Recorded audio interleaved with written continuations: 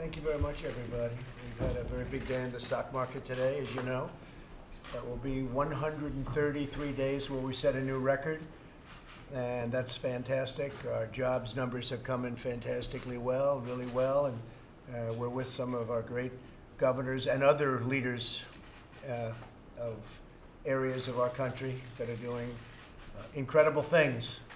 And we're talking about a lot of deregulation. We're talking about various tax cuts and various tax incentives, so they continue onward with what they're doing.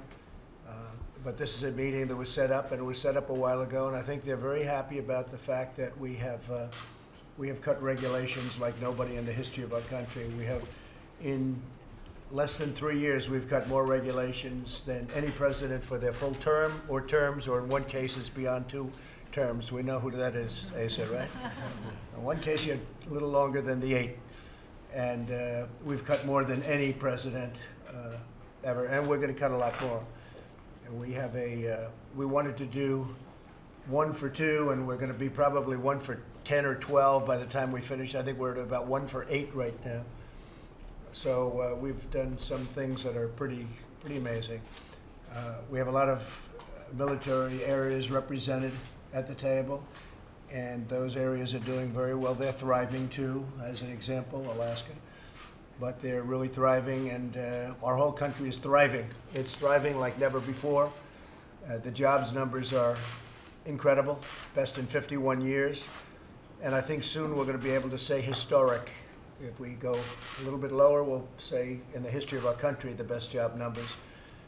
With African Americans, with Asian Americans, and Hispanic Americans, we actually have the best in the history of our country. Best job numbers, best unemployment numbers, and the best employment numbers too. There is a slight difference. More people are working today in the United States than at any time ever in our history. We're almost up to 160 million people.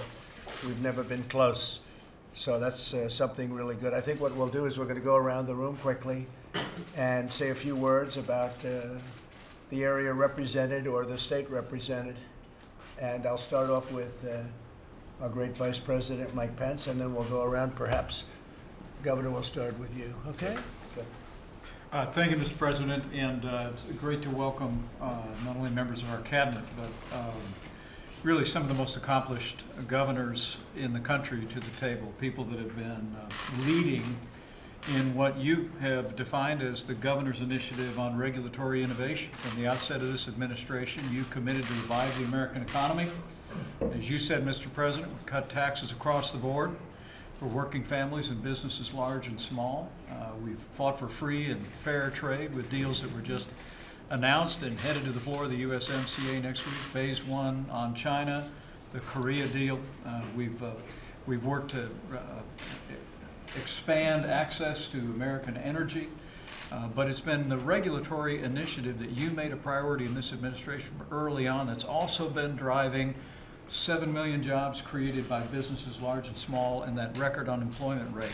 But you challenged us to work with governors around the country to make sure that states were also replicating the deregulatory effort that you initiated here at the federal level. And we have gathered here some of the real champions of regulatory relief, people that have been doing it, and the governor-elect from Mississippi, as in his role as lieutenant governor, has been a champion of regulatory reform. And so today really is about how we keep the momentum in the economy by encouraging even a greater partnership on freeing up the American people to create jobs and create wealth and opportunity. And I know they're all grateful for your leadership, Mr. President, but I know how grateful you are for the governors gathered around here and all those that they represent who have been taking the principles you put into practice here at our nation's capital, putting them into practice at the local and state level to create jobs and opportunities for Americans. Good. Thank you, Mike, very much. Brad?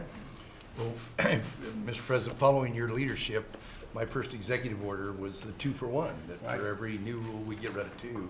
I did pretty well. I exceeded that by 4,000%. We got rid of 82 rules for every new rule we're implementing this year.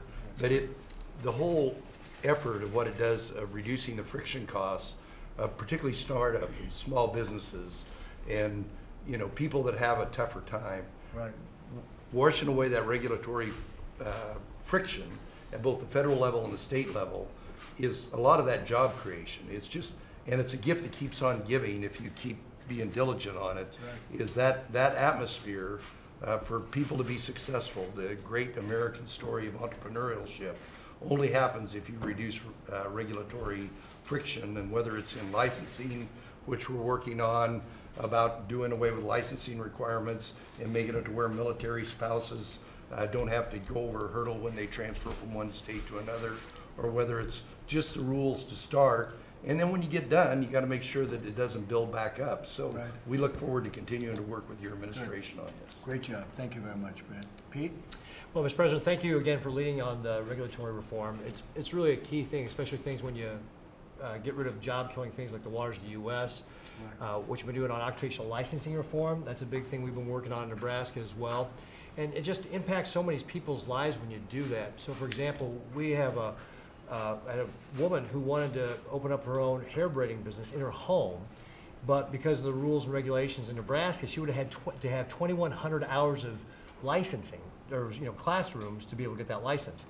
And now, maybe I don't get the whole hair braiding thing, but nobody's health or safety is put at risk by a bad hair braid. And so one of the things we did is we got rid of that requirement so she wouldn't have to have that license, so she could open up her own business and be able to help add jobs to the economy. And that's one of the things that your administration supported. So thank you very much for that. We really appreciate it. And we're continuing. I signed an executive order freezing all regulatory rulemaking until the regulations had been reviewed. We were able, for example, to cut the amount of regulation by 59%, our Department of Environment and Energy. We're working with your Federal Highway Administration, so we're taking over the NEPA reviews. And that's going to allow us to be able to get those environmental reviews done faster, still with your oversight. But we're one of 8 states that's done that. I'd love to say we're the smallest state, but Alaska actually has that distinction as being the smallest state doing that. But that's an example of how we're doing it. And then just process improvement, trying to make sure that we're doing a good job of getting these things turned around quickly. We've saved about 300 hours of our teammates' time, but what it's allowed us to do is be able to turn around permits in a third the time it was taking before. So all this is really helping to, again, get rid of that friction that Brad was talking about, so that people, average Americans, can get about their lives and go about creating the prosperity that we've experienced under your administration. Any word on the pipeline permits? So actually, TC Energy right now is going through getting the easements for all the landholders that they hadn't come to agreements with yet, and of course we're still waiting on the lawsuit in Montana. But I expect that there's going to be more action on that next year. All right, good. Thank you very much, Pete. Please, thank you. Thank you. I'd like to thank you. It is an honor to be here today, Mr. President and Mr. Vice President. I don't know if anybody or everybody's all familiar where I'm from. I'm from the Southern Indian Reservation, the southwest part of Colorado. We just take a lot of pride in our culture and our heritage. What we have, we'd like to set an example for Indian country. So, Thank you very much. Thank you. thank you. Mr. President, thank you very much for what you're doing. And I want you to know that what you're doing not only makes a difference in New Mexico, which we appreciate, I know from the earlier conversations it makes a difference all over the nation. Right. New Mexico lives and breathes oil and gas. We're your 3rd largest oil producer, 6th largest natural gas producer. In the last 2 years, we have $2 billion of surplus revenue to the state because of this industry. It's been amazing. God willing, we'll have $174 billion of capital invested in this industry over the next couple of years. We have a lot of opportunities. So what's going to happen when they want to shut you down? Well, we're banking on you, Mr. President. You better bank on me. Banking on you. You're my friend, Jim. You have no choice. Well, it's a great honor to know that we have that backstop for what we're trying to do. And I can tell you that there's a whole bunch of folks out there that understand the risk associated with the oil and gas business. What they have trouble with is the risk associated with the politics. Right. And what you're doing is removing that risk, allowing us to deploy capital and make a lot of money for the nation, for our country, for our state and our city. We're growing like, I mean, unbelievably. I mean, the Permian and the Delaware are just prolific. And recently, I had dinner with a lady that's over the lower 48 for a major company. She told me that only about 10% of those reserves currently are being tapped with technology. That's what I hear. So you can just imagine what's in front of us with a little entrepreneurship. So, And we're doing well out there, I understand. yeah, it's pretty nice right now. We appreciate it. Thank you very much. That's good. Thank you very much, Jim. Please. Yes. Well, Mr. President, first of all, congratulations on both USMCA, Yeah. but also the first phase of China trade. That is, as you know, very important to my farmers in Arkansas, but also we're a global export in a lot of different areas, and so that trade is very important to us. Congratulations to you. That's keep at it. And then secondly, thanks for your leadership on regulatory reform.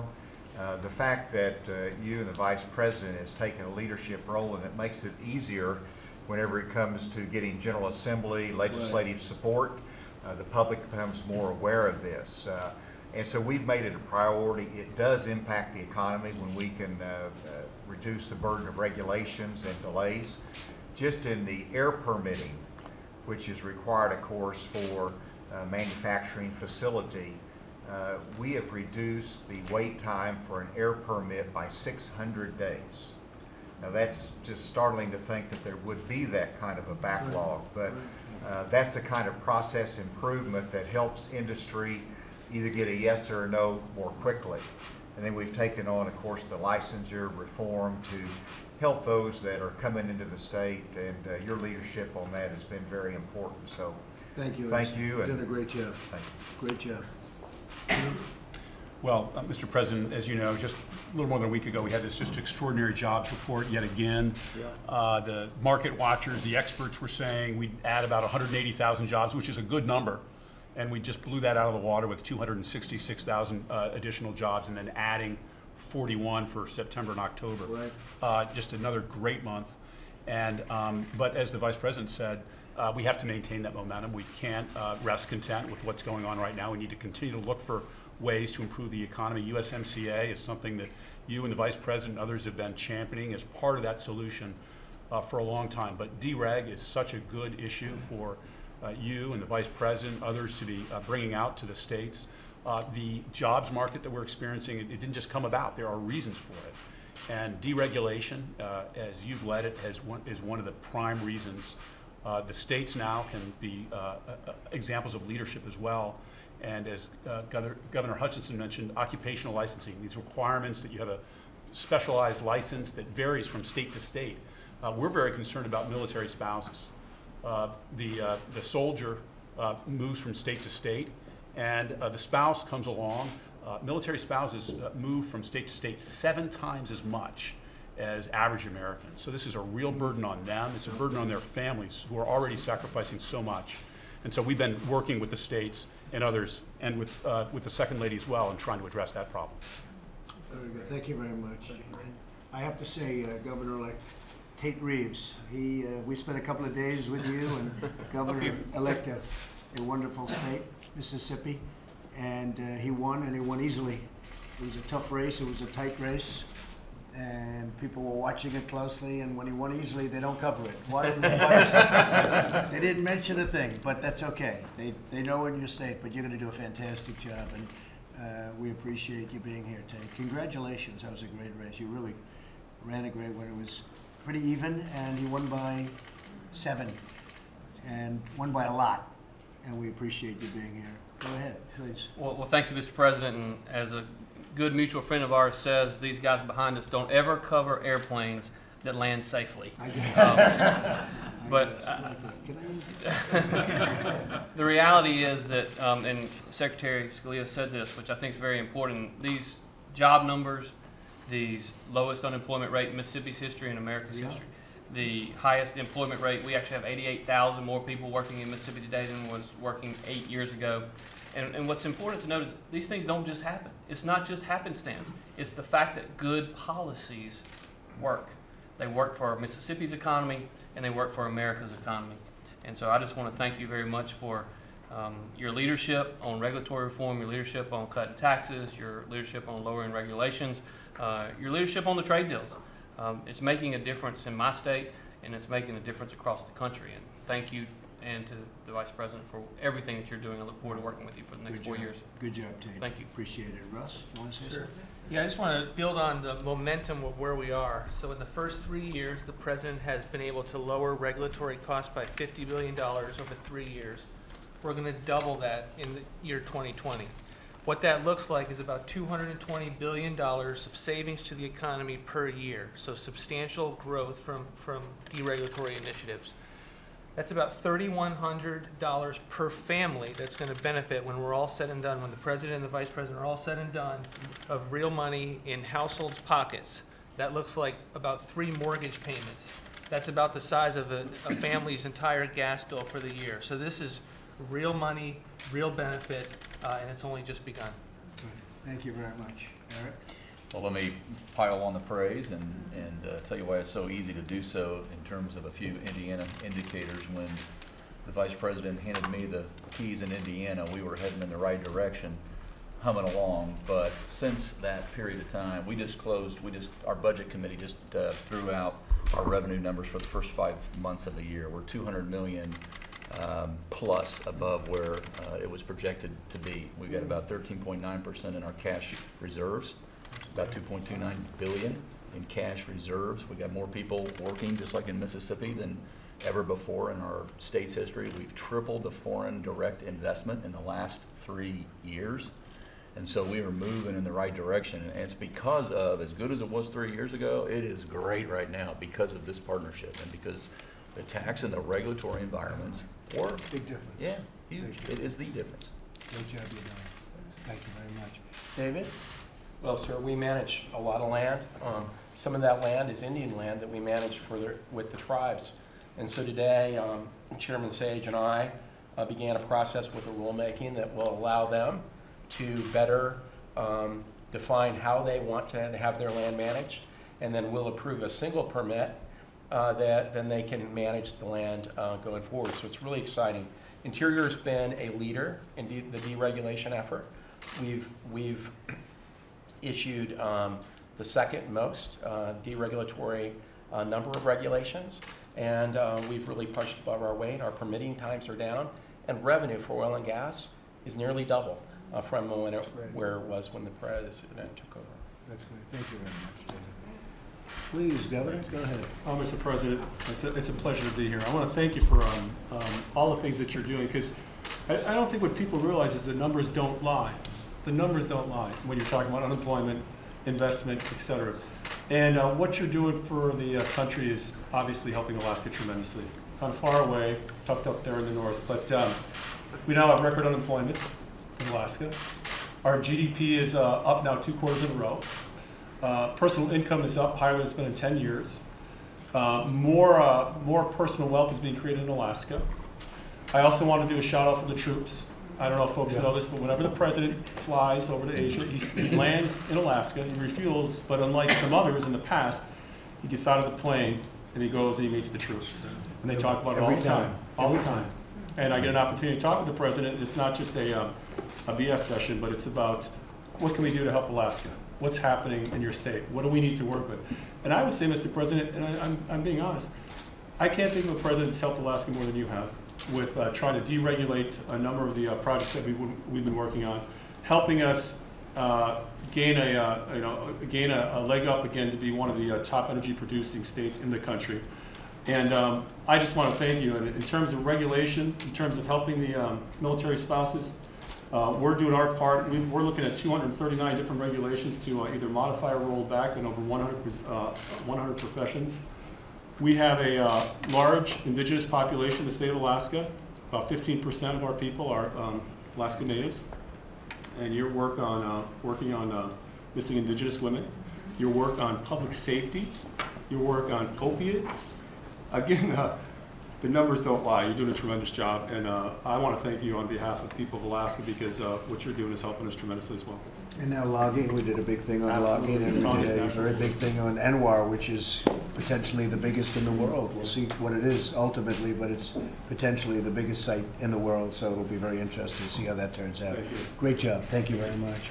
Anybody else? Would anybody like to say? Would you like to say something? Go ahead. Thank you, Mr. President. Thanks, Senator. First of all, I think we've heard some people say congratulations on the USMCA. I'd like to congratulate you too, but more importantly, I'd like to thank you for keeping your promises to the people of this country, that when you said you would renegotiate NAFTA, you did so, and we appreciate the follow-through.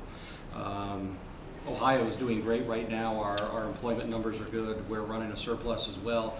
But we're also following your lead on regulatory reform. So in the state budget that Governor DeWine signed this past summer, we adopted the 1 in 2 out rule.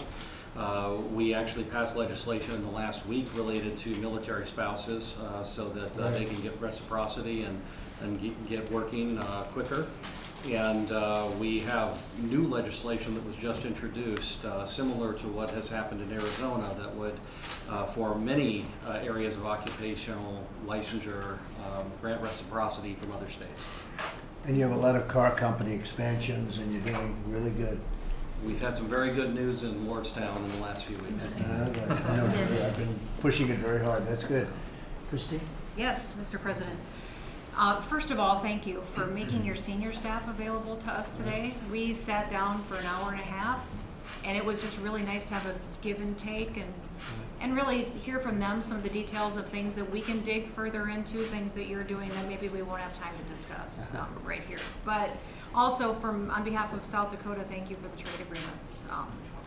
We've had the largest natural disaster in our state's history this year. We have more unplanted acres than any other state in the nation, and we've been devastated. So I've been tightening our belt, but these trade agreements on a tough year where farmers are struggling, to have that good news come right before Christmas really did help them quite a bit. And you never quit, which I love that you did it till you got it done and you won, and by turn we get to win because we're going to get to keep our family farms and we're going to get to keep South Dakota wonderful, and so I appreciate that. It's a great place, and you also are going to have a very exciting 4th of July. We are. We're going to have fireworks, and I'm hoping For many years to come and have Mount Rushmore. Well, we're going to think about it. Mount Rushmore. Yeah. They ended the fireworks how many years ago? A long time. Gosh, it was at least 10 years ago. Nobody so- knows why, but you just couldn't have it, and now you're going to have fireworks. And the governor called, and she said, "You got to do me a favor, right?" And we worked it out, and we got it done, and you're going to have fireworks. And I appreciate what you said on the trade deals. They're incredible deals, and they're big.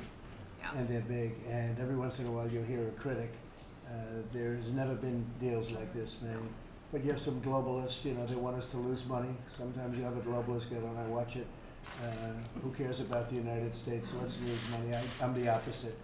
When I have deficits, I don't like deficits. You have some people that don't mind deficits.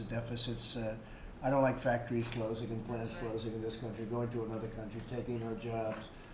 So I've never really been one to want to put up with it even. I've been watching it. It's probably one of the reasons I'm president. I've watched that for so many years, where your factories and your plants all over, whether it's Indiana or any other state. Even you, Asa, right? Every once in a while they'd close one over there, but the fact is, I would watch as they close plants. Everybody gets fired. They move to Mexico or some other place, including China. And in China, they don't move, they just buy the product. And some people are happy, but no, not me. We keep our jobs, they're moving back. The agreement's very tough. The USMCA is very, very tough. It's very hard to move economically. It makes it really prohibitive to get out. That was very important to me. But no, I'm not a globalist. I love this country, and we're going to take care of our country. The deal with China is a massive deal from a manufacturing standpoint. But the farmers, I guess, maybe will be the biggest beneficiary of all. You see that already. Yes. And China's already started to buy. I told them 4 or 5 weeks ago it looked like we were going to get to a deal. I said, start buying now. You got to start buying now, and they did. And they were doing a lot of business with the farmers in China. And so the deal will be finalized over the next couple of weeks. It's actually translation is the biggest thing. The deal is finished, but the translation is very important. I said, make sure you have the right translators because you can lose a lot with bad translation. So we're working on getting that done, but it's going to be really a big, it's going to be, I think you already see it. I think most of you see that now with China, right? They've already come in and they're buying very big. So anyway, we have a tremendously successful country. I think economically it's the most successful it's ever been. Our military is totally rebuilt. Our vets are being taken care of. We have choice and we have accountability. You know, people don't talk about accountability. We had a situation in Arizona where you couldn't fire people. They did horrible things and you couldn't fire them. Now you can fire them. And it took 55 years they've been trying to get that approved. And they couldn't, and we got it approved. That means that people are bad. They don't treat our vets well. They don't treat them with respect. They get fired. That's the way it is. And more than 8,000 people have been let go that were not good for us, were not good for the vets, and they've been trying to do this for decades, and they couldn't get it. So we got accountability done. We have choice done. Choice is a big deal. From your standpoint, it's big. Most of you, all of you have big vet areas, everyone in this room. But now you can tell somebody if he's got to wait 2 weeks to see a doctor, or 4 weeks, or 9 weeks in some cases. It's the craziest thing. You go right outside, you see a doctor, a local doctor, you pick the doctor, we pay the bill, and they're better. We've had cases where they had to wait so long, they were just not very sick, pretty routine stuff. They end up terminally ill because they couldn't get to see a doctor. So we finally got choice done. And they've been trying that one for 44 years. For 44 years they've been trying to get choice done, and we got it done. So the vets are very happy with us. Big on Second Amendment. This is a big Second Amendment group. I think for the most part I can say that. I don't think anybody's going to raise their hand and fight me on that one, Jim. But this is a big Second Amendment room. These governors, every one of them. And we're very strong on our Second Amendment. So our country is doing fantastically well. Thank you all very much. Thank you very much. President, are you concerned about North Korea at all right now, the developments? We're watching it. We'll see. I'd be disappointed if something would be in the works. And if it is, we'll take care of it. But we'll see. We're watching it very closely. We're watching North Korea. We're watching many places, actually, very closely. But North Korea, we are watching very closely. Mr. President, how much has Giuliani shared with you about his recent trip to Ukraine? No, not too much. But he's a very great crime fighter. He was probably the greatest crime fighter over the last 50 years. Very smart. He was the best mayor in the history of the city of New York. He's a great person who loves our country. And he does this out of love, believe me. He does it out of love. He sees what goes on. He sees what's happening. He sees all of the hoax that happens when they talk about impeachment hoax or the Russian collusion delusion. And he sees it, and he's a great gentleman, and he was, again, the greatest mayor in the history of New York, and probably the greatest crime fighter in the last 50 years. He knows what he's doing. Thank you very much, everybody. Thank you. Thank you. Thank you. Investigation by Press, your Justice let's go, we're Department. done. Are you concerned Press. about that? Thank you very moving. much. Come on, let's go.